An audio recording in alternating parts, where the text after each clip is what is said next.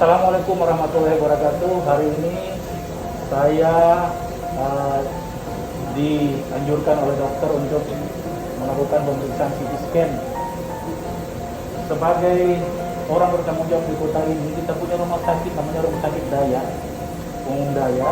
Yang hari ini saya dilayani dengan sangat baik. Insya Allah menjadi bahagian bukti bahwa Rumah Sakit Daya terus melayani masyarakat dan akan sempurnakan